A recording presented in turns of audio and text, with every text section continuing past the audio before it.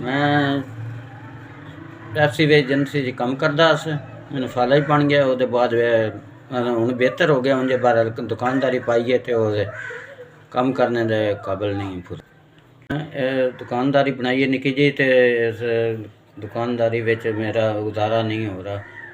महंगाई का दौर है, मेरे को खर्चे भी नहीं पूरे हो रहे। मेरी दुकानदारी भी बेहतर हो जाती तो दुकानदारी च पूरा इजाफा कोई नहीं, छोटी जी दुकान है मेरी। दुकानदारी विच माल थोड़ा जिहा पै जाए तो बेहतर हो जाती।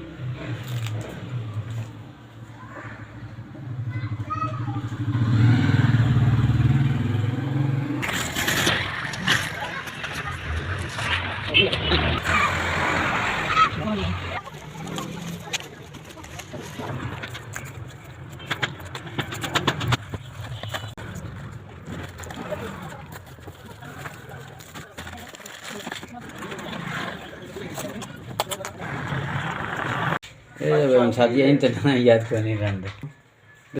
8,000 का माल लैके आए, बड़ी शुक्रिया तुहाडी, मेहरबानी जेड़ा इतना माल लैके।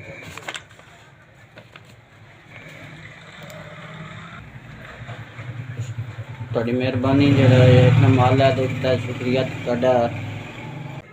मेहरबानी शुक्रिया जेड़ा तुसां इस मैं दुआ मैं देना तुहानू, अल्लाह ताला तुहाडी जिंदगी लम्मी करे और तुहानू हौसला देने दी, गरीबां दी होर मदद करने दी तौफीक अता फरमाए।